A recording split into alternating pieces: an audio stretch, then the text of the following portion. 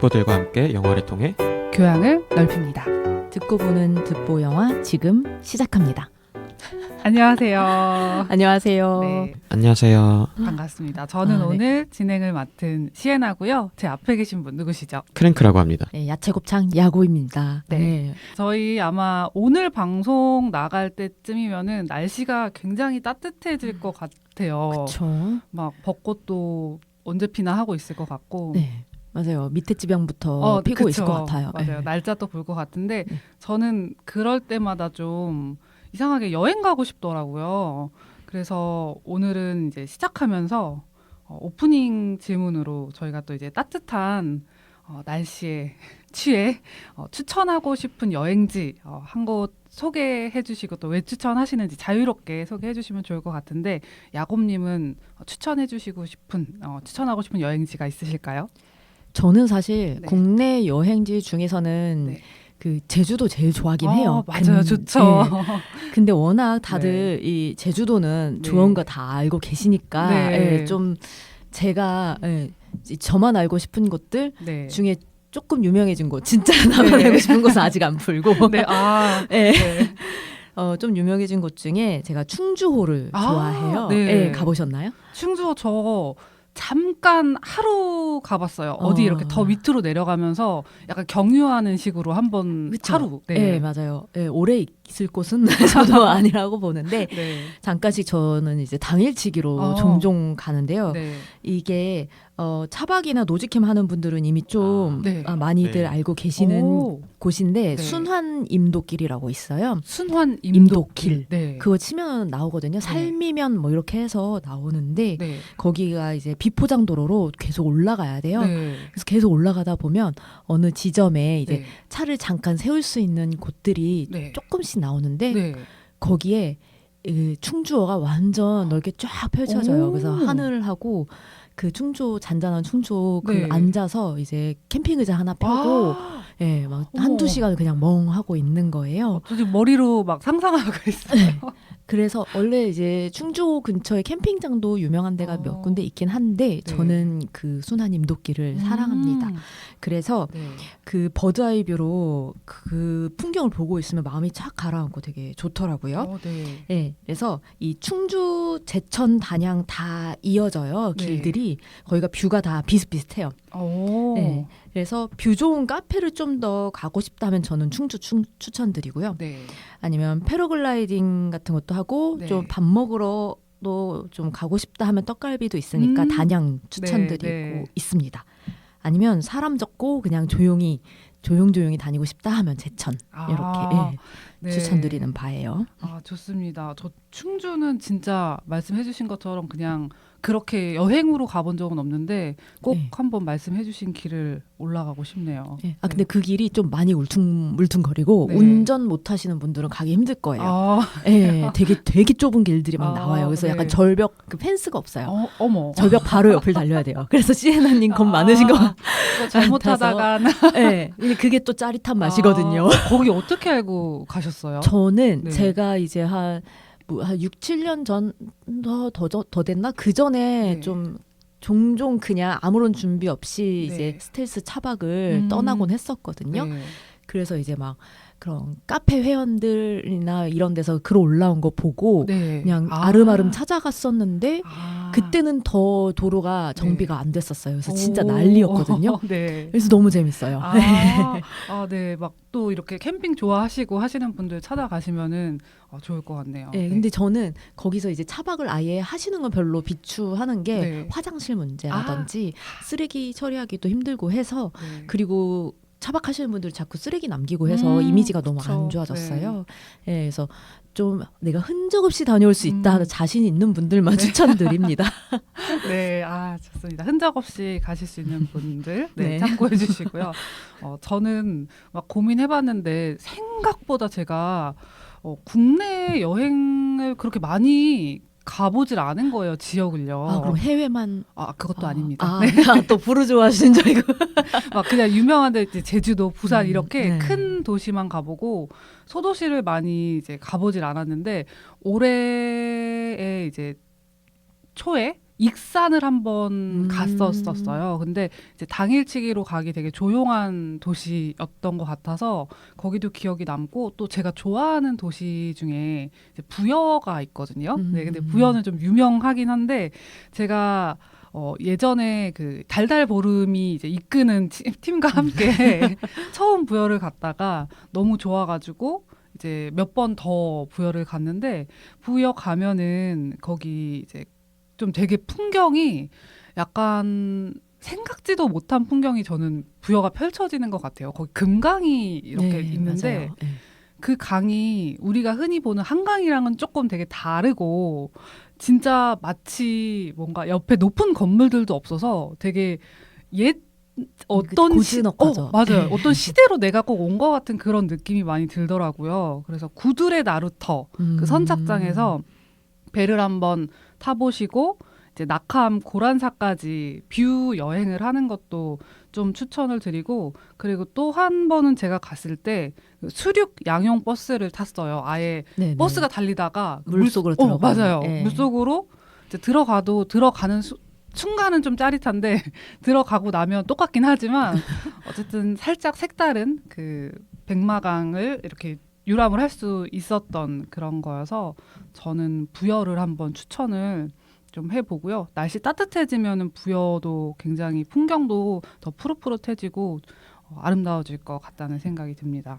예, 그 부여가 이제 백제 문화의 그 맞아요. 살아있는 네. 고장이잖아요. 그쵸, 제가 그쵸. 네. 예전에 그 실감 미디어 기획자를 했었기 때문에 네. 부여가 이제 아마 추석 때쯤 해가지고 공주랑 함께 미디어 아트 전시를 크게 해요. 네. 예, 그래서 거기에는 산성들이나 네. 그런 역사적 건물들에다가 직접 네. 미디어 아트를 쏘고 어머, 너무 되게 멋있겠다. 아름답게 조성을 해놓더라고요. 네. 그래서 저도 이제 레퍼런스 수집 차원에서 네. 혼자 훌쩍 떠난 적이 있었는데 네. 되게 좋았어요. 오히려 공주는 사람이 너무 많았고 네. 예, 부여가 이제 잔잔하니 맞아요. 예, 잔잔해요. 예, 좋더라고요. 그래서 시에나님 약간 잔잔바리 좋아하시는구나. 잔잔바리 좋아요. 잔잔바리. 네.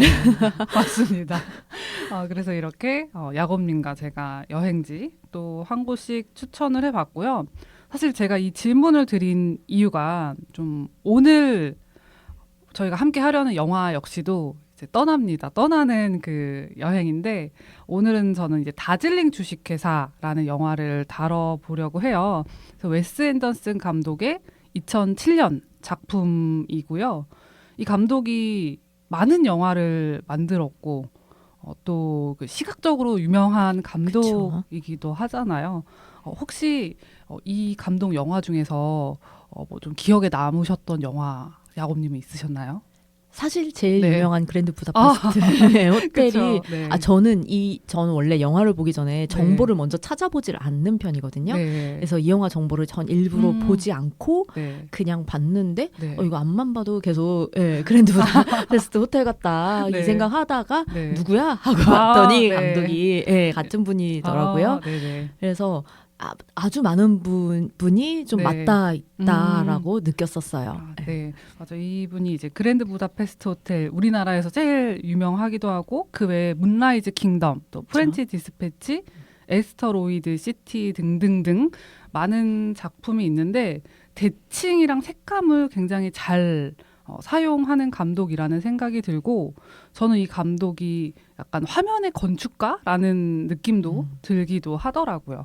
그래서 이 영화를 제가 선정할 때쯤 넷플릭스에 웨스 앤더슨 감독 영화 몇 편이 이제 풀렸어요.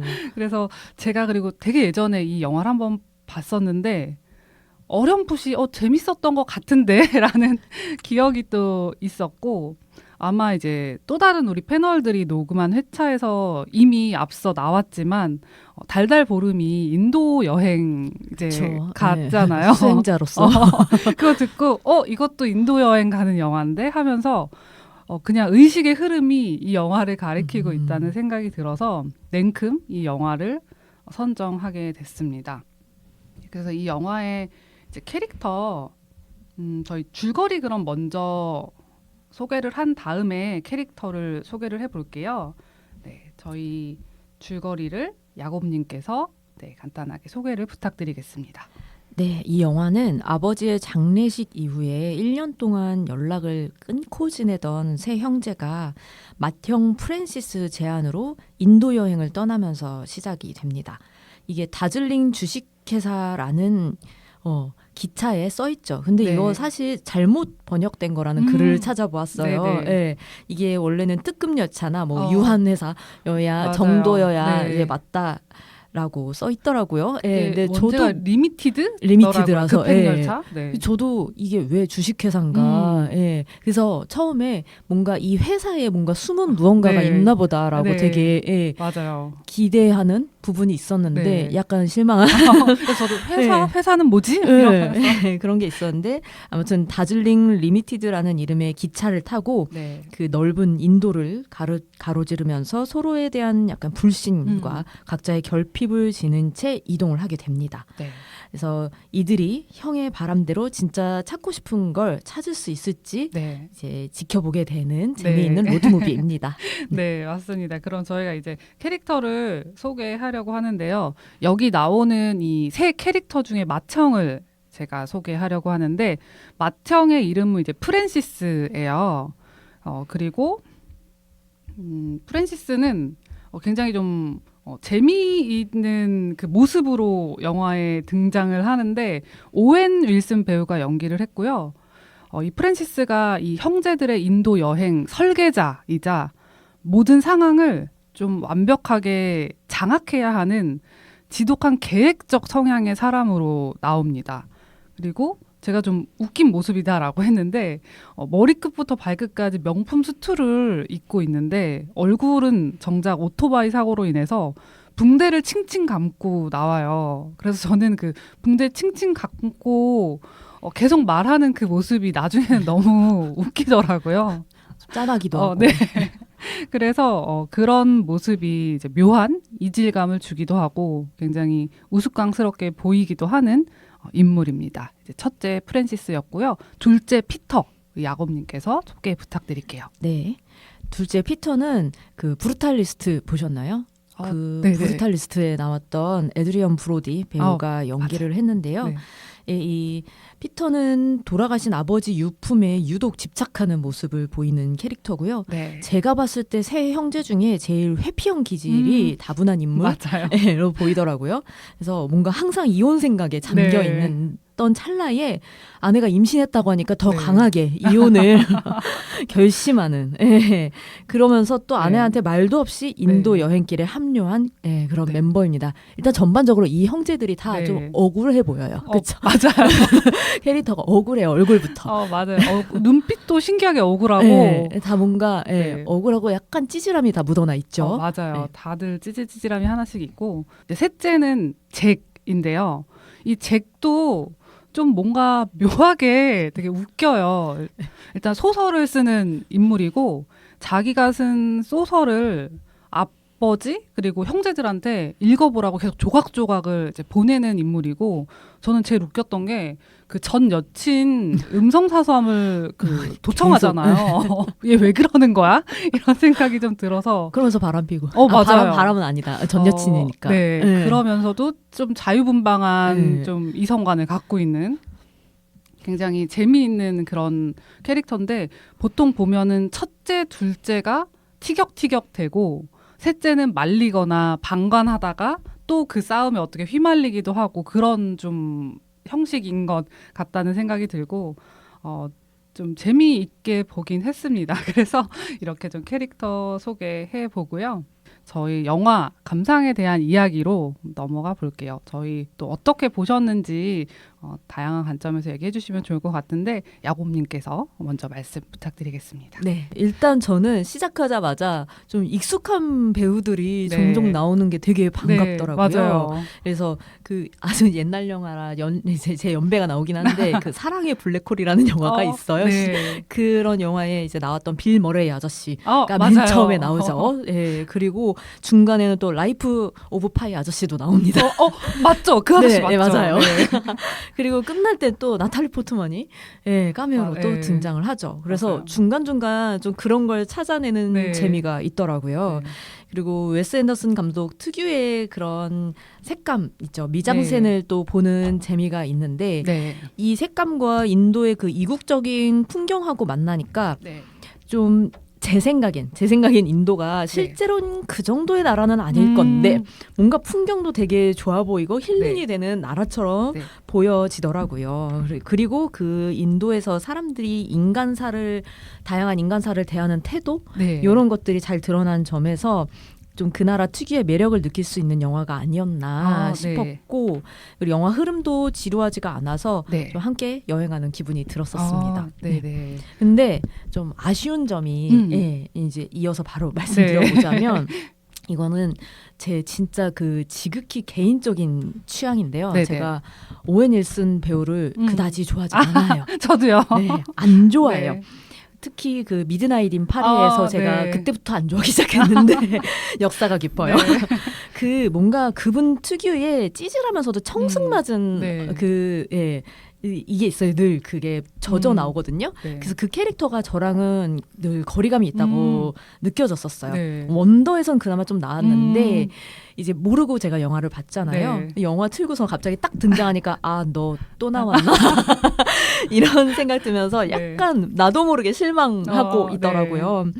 그리고 이게 원래 모든 사람들이 각자의 상처랑 네. 자기만의 고집 같은 거를 가지고 사는 모습은 전 네. 매우 공감을 해요. 네. 근데 그 형제들한테 네. 도대체 엄마랑 아빠가 대체 어느 정도의 네. 존재였던 건가가 잘 설명되지 않는 맞아요. 부분이 있어서 네. 그 부분이 좀 공감이 잘 안 가기도 했었습니다. 네, 좋습니다. 저희 그러면은 크랭크님이 또 어떻게 보셨는지까지 같이 얘기해 주시면 좋을 것 같아요. 저는 이제 다즐링 주식회사 이번에 처음 봤었거든요. 네. 네, 웨스 앤더슨 감독 작품 자체는 되게 많이 좋아했었어요. 네. 그랬는데 그 봤던 작품들이 이제 뭐 그랜드 부다페스트 호텔부터 이제 뭐 물라이즈 킹덤 뭐 그렇게 네. 해서 쭉 봤었거든요. 프렌치 네. 디스패치, 뭐 오. 에스트로시티 해서 쭉 봤었는데 네.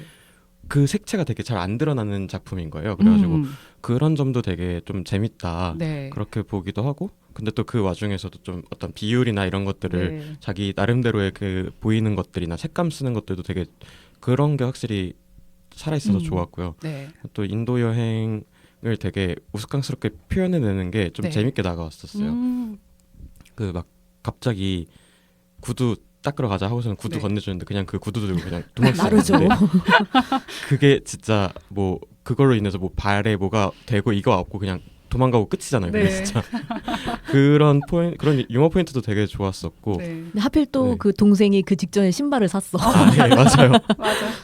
그래가지고 그 신발 짝짝이로 서로 신고 다니는 네. 그래서 그런 것도 되게 좋았는데 또 그 와중에 시간이 갈수록 서로 좀 이게 그 말은 그렇게까지 안 했는데 네. 용서하고 화해하고 하는 게 좀 보이는 거예요. 그래서 그런 부분에서도 좀 잔잔하게 와닿는 게 되게 좋았다. 근데 이제 비슷하게 저도 네. 오웬 윌슨을 그렇게 좋아하지 않습니다. 우리 여기 다 3명 안 좋아하는. 근데 물론 이제 그 네. 특유의 찌질함이 이 영화 네. 속에서 그렇게까지 막 드러나지는 않았어요. 비슷하게 좀 아쉬운 점들은 네.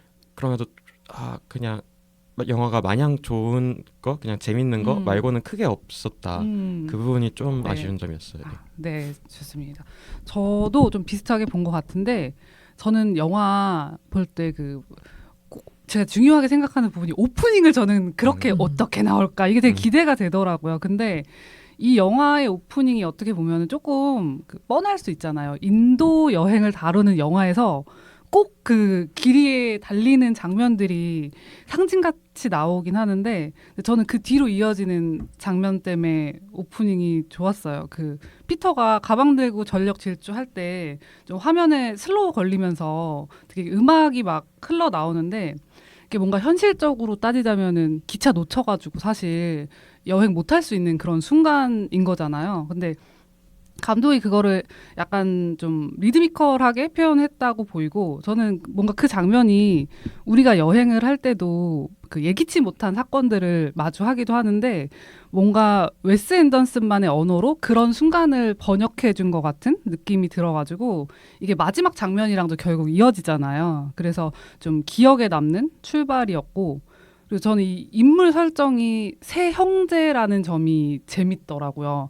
그 형제니까 이제 더 좀 뭔가 서로 깊게 핥히고 막 그런 게 있다가도 공공의 적이 나타나거나 막 긴박한 상황에서는 호흡이 막 척척척척 맞아 떨어지는 그런 역동성을 잘 살렸던 것 같고요. 또 형제라서 같은 환경에서 자라고 또 뭐 아버지의 죽음 그리고 어머니라는 동일한 상처를 공유를 하고 있는데 그 상처를 앓는 방식이 셋이 다 다른 게 되게 저는 좀 재밌었어요. 그래서 비슷한 일을 경험해도 좀 세상에 똑같은 상처는 없겠구나 라는 거를 이 캐릭터가 좀 온몸으로 보여주고 있었다는 그런 생각을 했습니다. 그리고 저는 이 웨스 앤더슨 감독이 원래 색을 잘 쓰잖아요. 근데 네. 이 영화는 비교적 이제 예, 색깔이 확고해지기 이전에 만들어졌던 영화여서 근데 그래도 어쨌든 이 감독의 그 자로 잰 듯한 대칭적 그런 위학적인 부분이 많이 있어서 당연히 좋겠지라고 했는데 저는 영화에서 이 정도의 색을 사용한 방식도 되게 마음에 들더라고요. 영화를 보다 보면은 아마 느끼셨을 것 같은데 그 영화 내내 노란색이랑 파란색이 되게 끊임없이 섞이잖아요. 그래서 노란색이 그 모든 색 중에서 뭔가 자아랑 되게 관련이 깊은 색이기도 한데 나를 찾는 지금 영적 여행을 하고 있는 이들에게 꼭 필요한 색이었던 것 같고 뭐 인도의 황금빛 사막이나 기차에서 쫓겨나서 밤에 그 횃불을 켜고 있을 때 횃불도 노란색이고 그 장면이 이제 파랑과 딱 노랑으로만 이루어진 장면이더라고요. 그리고 또 파랑 같은 경우는 진짜 많이 나왔는데 뭔가 신뢰와 소통의 의미가 상징적이기도 한데 정작 이 형제들은 소통이 전혀 안 되는 관계였잖아요. 그래서 역설적으로 파랑색이 좀 도처에 깔려 있다라는 게 되게 재미있었고 근데 되게 영리하다 싶었던 게 마지막에 그 아버지 가방 버리고 기차에 올라탄 순간부터 짧지만 파란색이 완전히 사라져 버려요 화면에서. 그래서 비로소 그 형제간 소통이라는 퀘스트는 클리어한 건가라는 생각을 해서 좀 인상 깊었었고요. 저도 아쉬웠던 점은 그 야곱님이랑 좀 비슷한 것 같아요. 뭐 볼거리도 많기도 하고 사실 크게 따진다면 문제되지 않는 부분이기도 한데 뭔가 되게 명확하진 않았던 것 같아요. 그 크랭크님이 아까 말씀해주신 것처럼 그냥 재밌게 보고 이제 끝난 것 같은데 이들이 뭐 문제점, 갖고 있는 문제점, 뭐 목적성, 움직이는 이유 이런 것들이 사실 구체적으로 알려주는 게 전혀 없잖아요. 그러니까 뭐 형제 사이도 안 좋은데 뭐 성향이 안 맞는 건지, 뭐 구체적으로 어떤 식으로 아버지 장례식 이후에 틀어진 건지 그런 것들이 전혀 없고 또 여행이 끝나면서 이제 깨달음을 얻었다는 식으로 끝이 나는데 뭘 얻은 건지도 구체적으로 네. 나오지 않아요. 그냥 클리어예요. 그냥 클리어.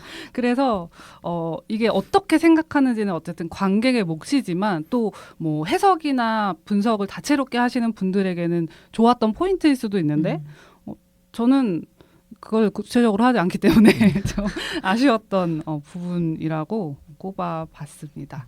인도 하면은 저는 네. 노란색 먼저 떠오르던데 사실 네네. 예, 그래서 그 노란색 색감이 계속 네. 나오는 게 정말 맞아요. 인도스럽다라는 생각이 들었는데 그게 강황 때문일까요?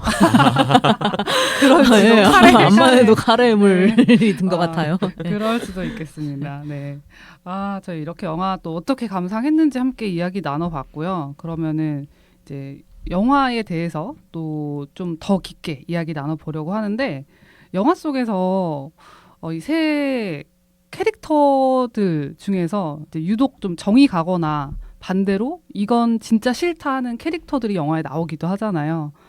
근데 각자의 개성이 너무 좀 다르게 뚜렷하기 때문에 두 분은 이제 영화 속에서 뭐 누가 가장 문제아라고 생각하셨는지 궁금합니다. 크랭크님은 혹시 어떤 캐릭터가 좀 그렇게 보이셨나요? 저는 이제 이 셋 중에서 이제 네. 꼽아보라고 한다면 프란시스를 꼽을 것 같아요. 네. 예, 물론 셋 다 좀 부족함이 있고 또 형제 간에 그렇게까지 막 돈독하지 못한 네. 모습을 초반에 보여주긴 하는데 네. 그 자기가 죽을 뻔한 그 과정을 통해서 네. 우리가 그래도 이제 화해하고 하나로 살아가야 되겠다라는 네. 혼자만의 깨달음으로 갑자기 여행을 잡고 다 그렇게 한 거잖아요. 네, 그쵸. 그래가지고 그러면서 초반 10분 안에 좀 네. 형을 싫어하는 모습을 되게 형을 왜 싫어하는지를 되게 네. 잘 보여주거든요. 보면은 막 메뉴 자기가 마음대로 시키고 맞아요. 뭐 여권 훔치고 약간 이런 것들이 네. 그래서 되게 재밌게 잘 다가오고 코믹하게 잘 다가오긴 했는데 네. 그 중에서의 문제아는 프란시스가 제일 컸다. 근데 또 그런 문제아가 있어서 이런 네. 과정을 겪으면서 결국에 또 화해할 수 있지 않았나 네. 그렇게 생각합니다. 아, 네, 좋습니다. 야곱님께서는 어떤 캐릭터가 가장 문제아라고 생각하셨나요? 저는 사실 이 질문에서 네. 이제 셋 중에 가장 문제아가 아니라 네. 그냥 이 영화 속에서 네. 가장 문제아 누구냐고 생각을 했어요. 네. 저는 제일 먼저 떠올린 게 엄마였거든요. 네. 네, 제 눈에 엄마가 제일 문제아 네. 같았고요. 이따 또 이제 엄마에 대한 이야기 좀 나누고 싶은데, 예, 뭔가 신의 종이다 아니면 자기가 책임자다라는 그 되게 거창한 타이틀 뒤에 이게 네. 비겁하게 숨어버린 네. 회피자로 보였어요. 근데 제가 이거를 머릿속에 정리하면서 네. 깨달은 게 제가 회피하는 사람을 되게 안 좋아하더라고요. 네. 그게 보였던 게 아마 세 형제 중에 그럼 누가 음. 제일 문제일까? 네. 를 생각했다면 전 둘째라고 네. 생각을 하거든요. 왜냐하면 형은 그나마 지금 우리 문제를 안고 있어는 인지하고 있다라는 거예요. 네. 예. 근데 둘째는 그냥 뭐가 문제인지 찾으려고도 안 하고 음. 그냥 이혼하고 싶으면 되뇌이고 도망치고 예, 그냥 물건에만 집착을 하고 네. 자꾸 본인 문제를 직면하지 않으려고 음. 한다는 데서 저는 제일 문제가 크다고 생각을 네. 했었어요. 네. 아, 네, 좋습니다. 제가 이제 세 형제로 가둬두진 않았는데, 근데 저도 저 두 분이랑 의견이 너무 비슷한 게, 제가 처음에 빌런이라고 생각했던 인물은 그 프란시스가 보는데 일단 귀에서 피가 날 것 같고 말이 너무 많잖아요. 잔소리하죠. 네. 그래서. 그리고 막 계속 시비를 먼저 걸어요 네, 보면은. 맞아요. 네. 그리고 막 자꾸 TMI도 너무 많고. 너무 많고 그리고 그 목표 3개 세우는데 진짜 저 너무 웃긴 거예요. 막 뭐였죠? 관계 회복하기, 아, 네. 뭐 깨달음 얻고 뭐 자아를 찾고 이런 이제 목표를 혼자 다 세우잖아요. 그래서 너무 고집불통이어가지고 좀 피곤하다라고 느껴졌는데 이제 영화를 계속 보다 보니까 방금 야곱님이 말해 주셨던 그 피터의 회피적인 모습이 눈에 들어오면서 나라고 생각했으면 둘 중에 누가 더 싫은가를 따져봤을 때 저는 조금 더 무게가 기울었던 피터를 선택을 했어요. 그래서 남편이라고 생각해봐. 얼마나 최악이야. 그러니까요. 차라리 치고받고 싸우겠다. 네. 그래서 말씀을 다 해주셨는데 너무 완전히 직면도 안 하고 회피만 하잖아요. 그래서 그 태도가 제가 에드리언 브로디 배우를 좋아하는데 그래서 오프닝 장면도 이 배우여갖고 제가 더 좋았던 것 같은데 자꾸 얘가 막 아빠 물건에 집착만 하고 피하기만 하니까 보다 보니까 너무 답답하고 짜증이 나는 거예요. 찌질하죠. 맞아요. 그래서 저도 둘째로 꼽아봤고 갑자기 생각나는데 만약에 두 분은 셋 중에 한 명이랑 여행을 가야 된다라고 하면 혹시 누구 꼭 한 명을 데리고 가야 돼요? 누구를 선택하시고 저 싶으세요? 셋째요. 셋째로? 네. 저도 셋째일 것 같아요. 네. 저도 셋째인데. 네. 개인적으로 그 피터 뱀 샀는데 네. 뱀이 없어지는 거 너무 웃겼거든요. 맞아. 근데 저 열받았어요. 그때 진짜 왜 진짜 산 거야. 그것도 너무 네. 싫어. 여행 파트너로서 그런다고 네. 생각하면은 어, 저는 너무 그 자리에서 사라질 것 같아요. 진짜. 응. 저도 사라질 왜 것 같아요. 사? 그 짐을. 독사잖아요. 가뜩이나 짐도 많은데. 진짜 저희 지금 마음 하나로 뭉쳤다. 피터 때문에. 네. 네, 좋습니다. 그러면은 이 영화의 배경이 이제 인도였어요. 어쨌든 첫째가 궁극적인 목적은 엄마를 만나기 위해서 이 장소를 잡았겠지만 왜 배경 자체를 인도라는 나라로 설정을 했을까? 혹시 다른 도시였다면 어땠을까? 에 대한 이제 질문을 드리고 싶은데 야곱님께서는 좀 어떻게 생각하셨나요? 그 인도는 네. 제 생각엔 다른 분들도 그럴지 모르겠지만 뭔가 늘 혼란하잖아요. 네. 그리고 되게 정신사나워요. 네. 그래서 인도 영화도 정신사납고 뭐 예전에 그 기안84가 나온 네. 그 여행 프로그램에서 인도 네. 간 거 봐도 정말 정신 쏙 빠지거든요. 네. 다 시장통 같은데 거기 막 애가 아까 말씀드린 그 운동화 막 채가고 난리도 아니란 말이에요. 뱀 팔고.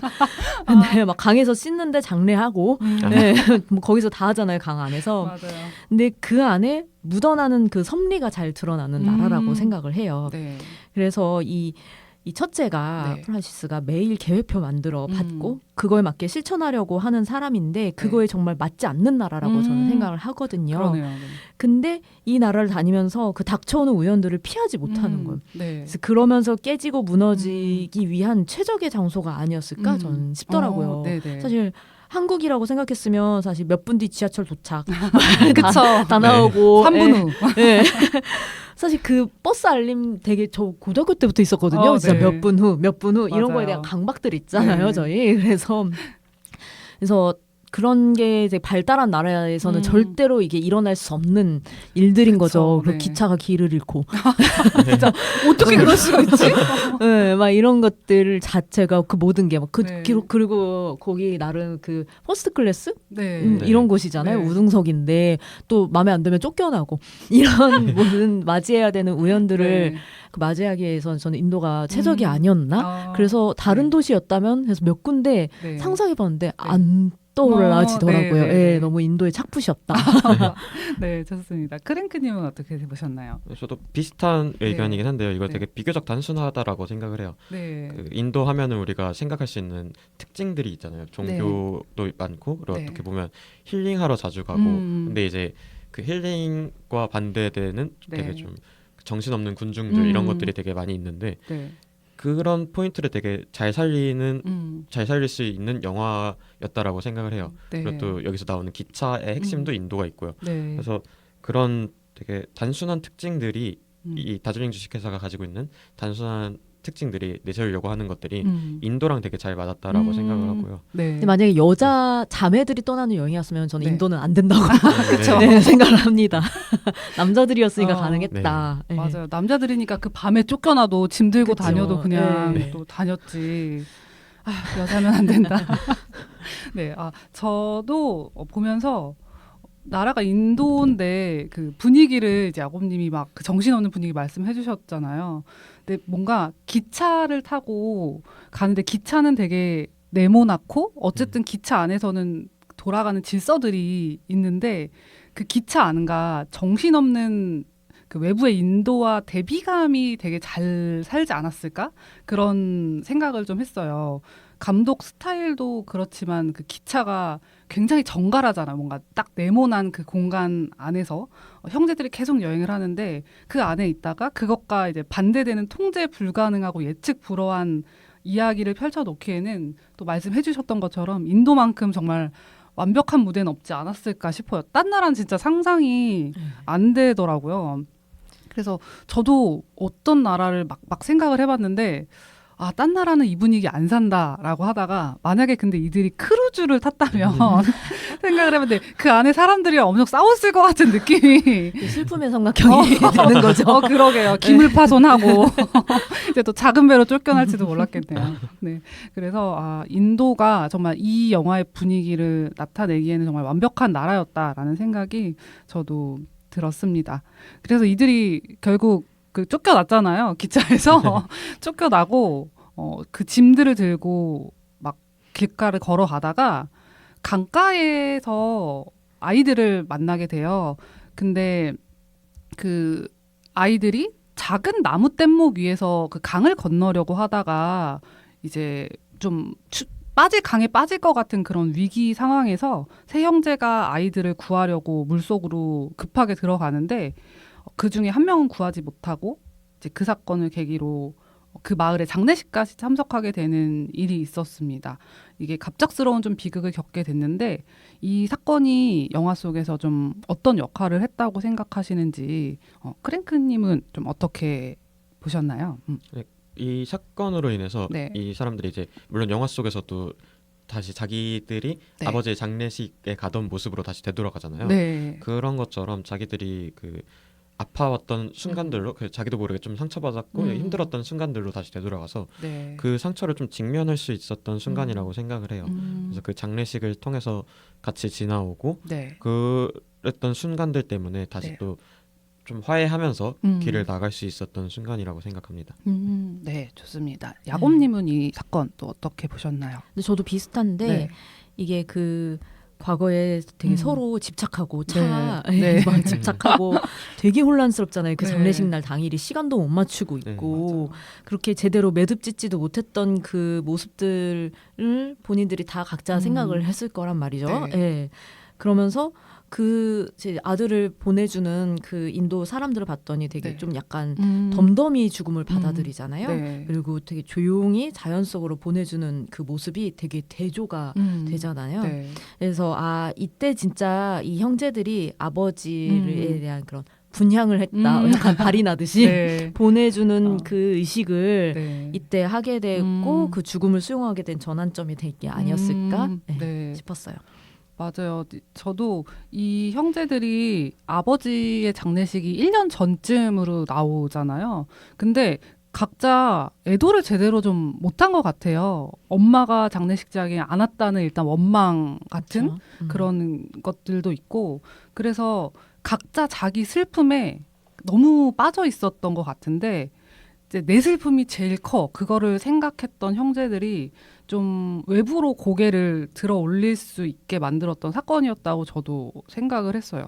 그 전까지는 이제 길을 걸을 때도 그 가방을, 아빠 가방을 이고 지고 가잖아요.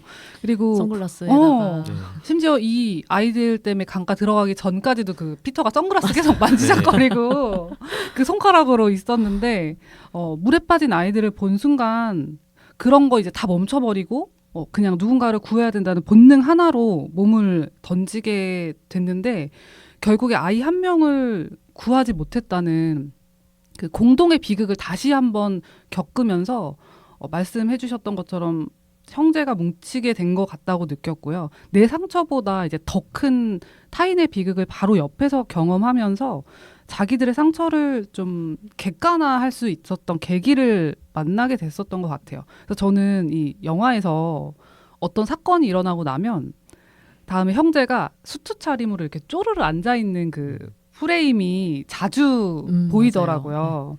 근데 영화는 너무 화려한데 그 형제가 쪼르르 앉아 있는 장면이 나올 때는 초라하죠. 색 없는 수트를 입고 있어서 되게 초라해 보여요. 근데 그때마다 이들이 뭔가 한 단계씩 성장을 했다라고 생각이 들더라고요. 매번 막 쓸데없는 말만 허공에 뿌려대던 형제가 이 사건을 겪고 그 쪼르르 앉아 있을 때는 처음으로 아무 말도 안 하고 이제 눈빛으로 좀 감정적인 교류를 했다라고 보여지기도 했는데, 그래서 뭔가 성장에 대해서 그 쪼르르 앉아 있는 영상으로 좀 단계별로 잘 보여준 게 아닌가라는 생각도 들기도 했습니다. 근데 다 큰 성인들이 꼭 누구 하나 죽어 나가야 깨달음을 얻는 게 많이 네. 한심합니다. 네, 그렇죠.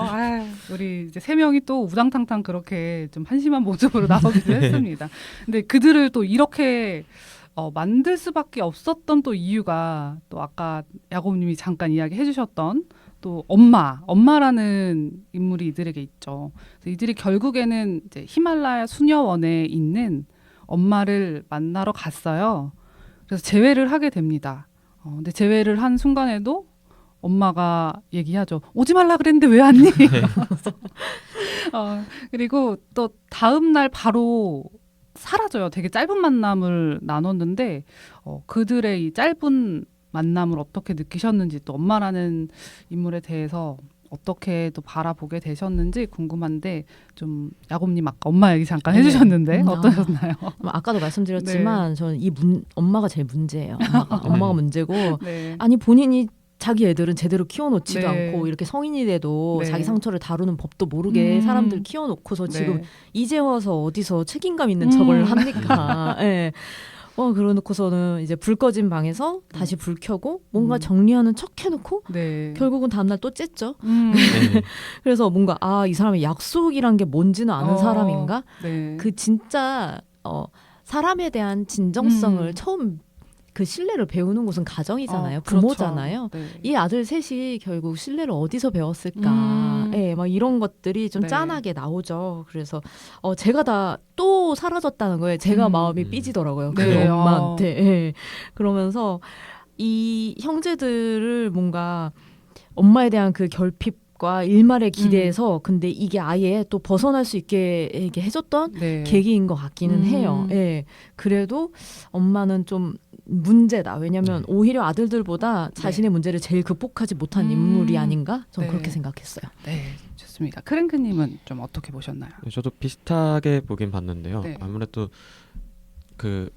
이 세 아들이 이제 네. 아이들을 구하려다가 뭐 비극적인 일은 있긴 했었지만 되게 그 숭고한 일을 한 거잖아요. 네. 좀 자기 진짜 죽을 수도 있는 와중에서도 그쵸. 아이들을 구하기 위해 달려갔고 한 2명에서 3명 정도는 실제로 구하기도 하고 그랬으니까. 네. 그래서 그거를 기반으로 좀 이제 어머니에 대해서 어느 정도 또 이해를 해보려고 또 갔던 것도 있을 것 같아요. 네. 이제 어머니가 막 편지 속에서도 어떤 내 도움이 필요한 곳이 있어 이런 식으로 얘기하는 것들이 있고 이러니까 그런 거에 대해서 한 번 더 좀 더 큰 차원에서 네. 어떤 역할이라는 거에 뭔지 한 번 더 이해하고 그러면서 어머니를 다시 만나러 간 것 같은데 네. 거기서 이제 어머니도 왜 왔냐라고 얘기를 하고 되게 뭐 초월한 듯한 말들을 막 내뱉다가 네. 이거 뭐 해결 지금도 못하고 내일 아침에 어디 가자 이렇게 했는데 없어지잖아요. 아침 커피 주고. 진짜 최고의 네. 피자. 네. 그걸 통해서 좀 그 세 아들들의 그 네. 어떤 트라우마나 PTSD 같은 거에서 그 극복할 수 있는 마지막 역할이었었다라고 생각을 해요. 그래서 엄마조차도 좀 그 네. 트라우마나 이런 거에 의해서 극복을 하지 못하고 어떤 남들이 봤을 때 더 큰 가치를 두고 큰 네. 목표로 둘 수 있는 것들에 매달리면서 자기 어떤 상처나 네. 그 과거들을 이제 잊고 살아가려는데 네. 새 아들로 인해서 그걸 직면해야 되는 상황이 오니까 피하는 모습을 또 보여주고 새 아들도 이거를 보면서 결국에는 우리가 좀 우리 스스로 내면의 상처를 딛고 좀 화해하고 이럴 네. 필요가 있겠구나라고 하면서 더 돈독해졌던 것 같거든요. 맞아요. 더 끈끈해진 네. 것 같죠. 야 엄마 버리자. 약간 네, 이런 네. 거 버리는 네. 카드다. 네. 우리끼리 붙자. 엄마 제외? 뭔가 더 큰 건 없다. 내가 뭔가 먼저가 되고 가족이 먼저가 돼야 나중에 걸 또 할 수 있는 거지. 그걸 버려두고 더 큰 걸 챙기는 건 또 무의미하다라는 거에 대한 얘기인 것도 같았고요. 네. 그래서 네 그런 존재로서 엄마가 좀 활용이 됐다라고 생각을 합니다. 그래서 둘째가 임신했다는 소리를 들었을 때 더 네. 이혼을 하려고 했던 것 같아요. 예. 뭔가 그게 더 두려운 거죠. 책임이라는 네. 거에 대한 무게가 이제 그쵸. 더 무서워지는. 네. 예. 그리고 엄마랑 딱 푸시 아주 잘 똑 닮았어. 아주.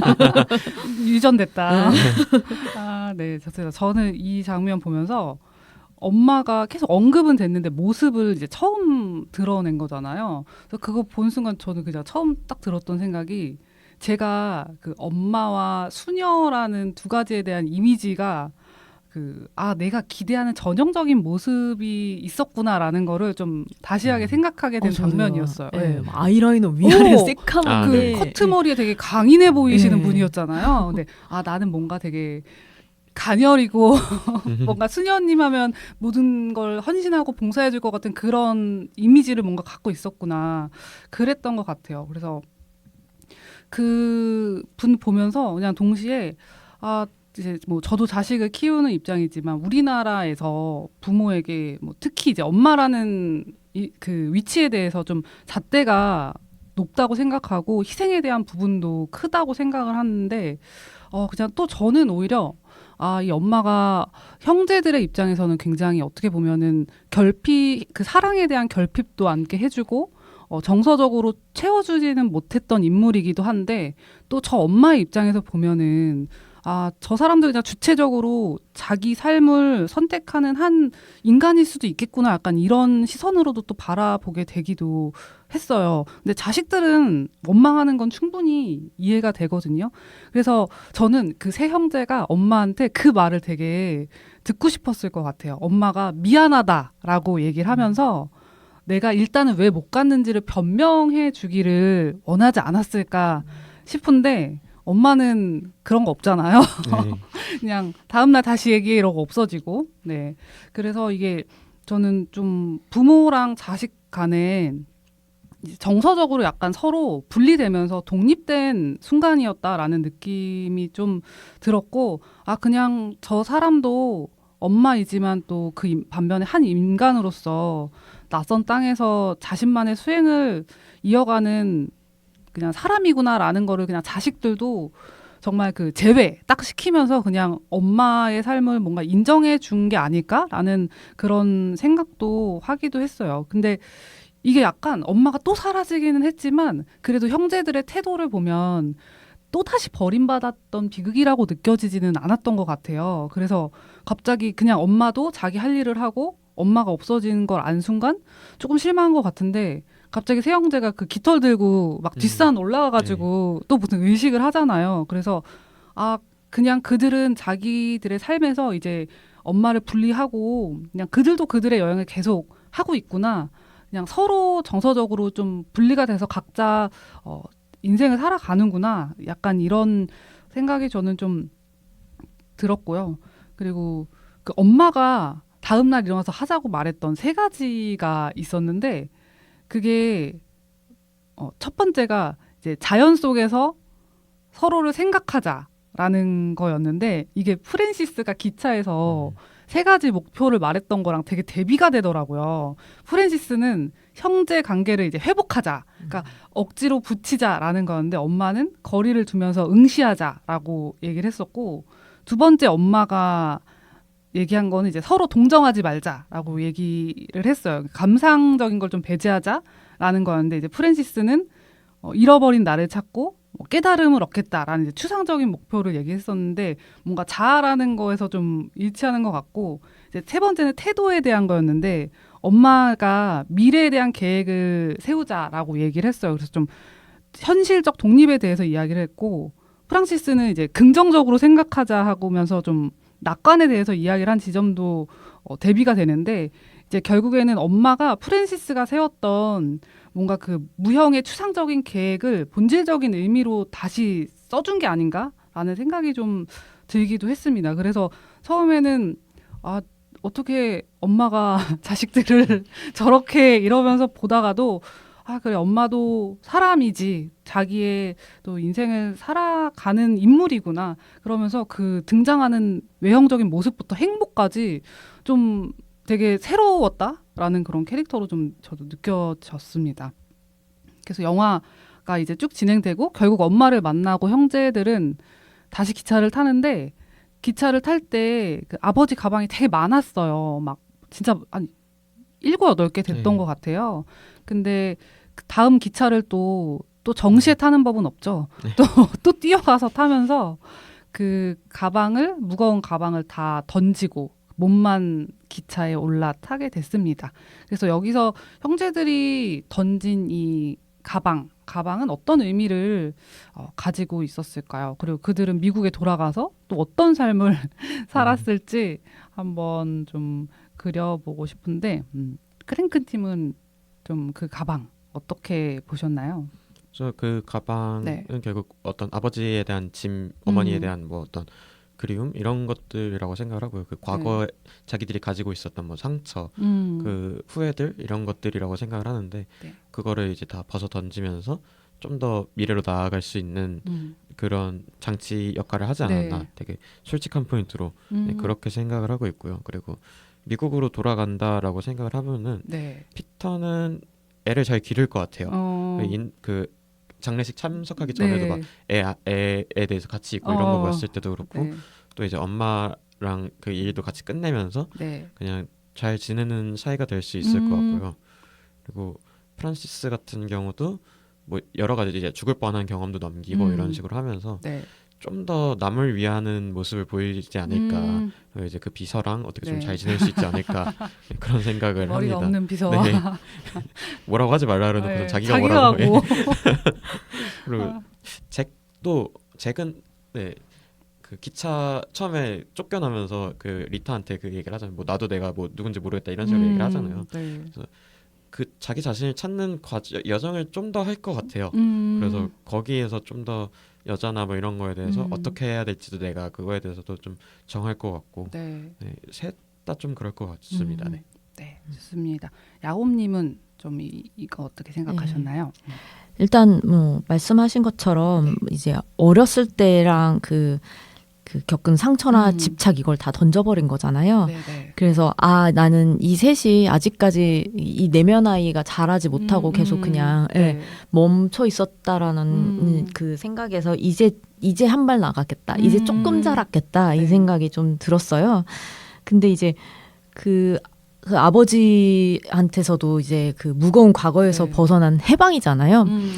근데 제가 그 엔딩 크레딧을 봤더니 그 네. 가방이 루이비통이더라고요. 맞아요. 되게 비싼 네. 가방이더라고요. 그래서 나라 못 버린다. 나였다면 저중 제일 큰 거 하나 정도는 저 네. 바락바락 챙겨서 기차를 네. 탔을 것 같은 거예요. 네. 그래서 나 아직 다 못 버렸다. 세상 집착 못 버렸다. 이런 거를 좀 대조적으로 네. 좀 깨달은 바가 있고요. 저도 피터는 이제 자기 엄마 같지 않게 네. 이제 가정을 버리지 않겠구나라는 좀 생각이 오히려 들었어요. 그리고 형은 글쎄 모르겠어. 근데 그 깃털을 네. 그걸 아마 계속할 것 같아. 한동안은 돌아가서도 자기가 네. 뭔가 원하는 바나 뭔가 네. 마음대로 안 풀리는 바가 있으면 네. 계속 깃털질을 하지 않을까. 그 생각이 들었고 저는 이제 그 셋째가 잭이 네. 그 기차에 이제 마지막에 카메오로 아까 말씀드린 네. 나탈리 포트만이 네. 출연을 하잖아요. 네. 근데 제가 찾아보니까 이게 그 번외편처럼 네. 짧은 영화가 또 하나 또 있더라고요. 그 원처럼. 그래요? 그래서 이 나탈리 포트만하고 이 잭이 이렇게 네. 우연히 뭐 호텔인가 어디에서 만나서 연애를 나누게 되는 뭐 그런 내용이 있다고 제가 봤어요. 이 영화에 대해서 찾아보면서 그래서 카메오로 등장을 한 거라고. 이미지를 본 것 같아요. 그래가지고 아마 뭔가 그 여자를 한 번은 찾아서 뭐 정리를 하던 한 번 더 하던 뭘 하지 않을까 이런 상상을 좀 해봤습니다. 네, 좋습니다. 그게 번외편 영화로 나온 거였군요. 네, 좋습니다. 저도 사실 가방이 이제 비슷할 텐데 저는 그들의 내면에 쌓인 좀 자기중심적 비극의 덩어리였을 거라고 생각해요. 뭐 엄마에 대한 원망과 그리움, 사랑받지 못했다는 막 결핍, 서로에 대한 불만 같은 진짜 감정의 그 무거운 돌덩이들을 가방 안에 가득 채우고 있었던 것 같고 그거 가방을 이제 좀 던질 때 비로소 물리적으로뿐만 아니라 내면적으로 가벼워졌을 거라고 저도 많이 느꼈고요. 미래로 나아가기 위해서는 이제 과거의 상징이 되는 걸 버려야 했기 때문에 어떻게 상징적인 장면으로 그 비싼 가방들을 버렸던 것 같아요. 나라면 안 버렸을 것 같아. 나도. 다시 한번. 아니면 팔든가 전당포에 맡기든가. 그러게요. 파는 것도 보내주는 건데. 네. 우리 이러고 있죠. 네. 미국으로 이제 돌아간 그는 저도 그들이 갑자기 뭔가 점잖게 변했을 것 같지는 않은데 그래도 이제 감정적으로 치고받으면서 예전처럼 그러지는 않을 것 같아요. 그리고 그들 사이에는 이제 그 작은 피터의 아이가 태어나잖아요. 그래서 저도 이제 피터가 엄마와는 다른 좀 좋은 부모가 되지 않았을까 싶고 그 작은 생명을 중심으로 좀 훨씬 더 다정하고 단단한 방향으로 채워져 나가지 않을까 싶습니다. 가방을 좀 던져버린 그 자리에 이제는 진짜 가족의 온기가 채워질 거라고 생각을 했습니다. 그래서 여러분은 이 다즐링 주식회사 쭉 보면서 결국 이 영화는 내가 생각하기에는 이것을 말하는 영화였다라고 좀 어떤 걸 말하는 영화라고 생각하셨는지 그리고 그 느낀 것과 비슷한 영화를 한 편씩 추천을 해주시면서 오늘 마무리를 해보고 싶은데요. 네, 크랭크님은 좀 어떤 이야기를 하는 영화라고 생각하셨나요? 저는 이제 다즐링 주식회사 보면서 네. 일단 첫 감상은 마냥 좀 소소하게 웃기고 재밌는 그런 영화를 기본적으로 만들려고 했구나가 있고요.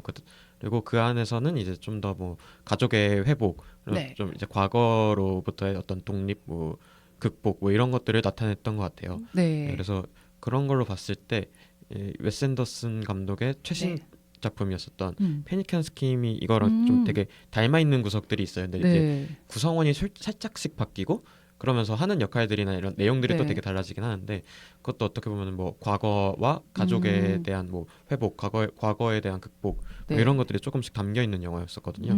그래서 저는 이제 마침 또 같은 감독이기도 하고 그런 것들로 봤을 때 그리고 아마 여기에 또 아마 에드리안 브로디가 나올 거예요. 정확하게 기억이 안 나는데. 그 작년에 개봉했었던 작년에. 거죠. 베니시오 델 토로가 이제 주인공으로 나왔었던 건데. 네. 그래서 저는 페니키안 스킴을 추천합니다. 네, 좋습니다. 야곱님께서는 좀 어떤 영화라고 느끼셨나요?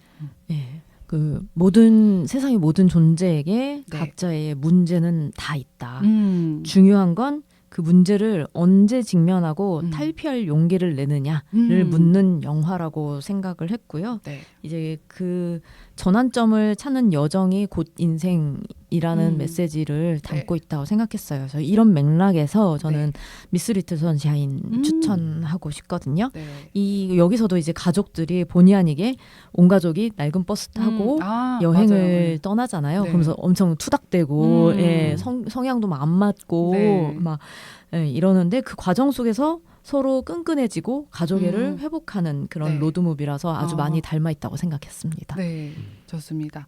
저는 이 다즐링 주식회사가 좀 자기 중심점 비극에 갇혀 있던 그 세 형제가 현실을 직시하면서 이제 비로소 정서적 독립이라는 그 진짜 성장에 이르는 여정을 담아냈다고 좀 생각을 했고요. 미래를 향한 이제 독립이라는 성공적인 여행을 그려내지 않았나 싶은 면에서 저는 영화 레이디 버드가 생각났어요. 이제 거기는 이제 엄마와 딸의 이야기이긴 한데 그 시열사 로넌이 주연인 영화예요. 그거 혹시 두 분 보셨나요? 아니요. 네. 거기 이제 그 딸이 이제 다양한 사건을 겪으면서 엄마에게 인정받으려고 되게 애쓰고 반항하고 막 그런 게 나오는데 이제 나중에는 그 단계를 넘어서 엄마도 서툴고 외로운 한 인간임을 깨달아가는 좀 정서적 성장의 이야기를 담고 있어서 뭔가 엄마라는 그 위치를 그려낸 영화들의 좀 다양한 시선이 저는 재미있는 것 같다라는 생각도 들었어요. 그래서 레이디버드 영화를 한번 추천을 해봅니다. 듣보영화 인스타그램 아이디입니다. db.movies db.movies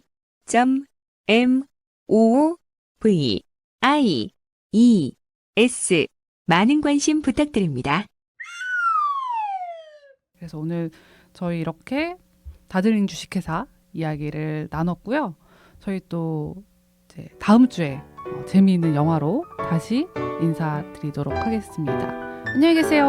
안녕히 계세요.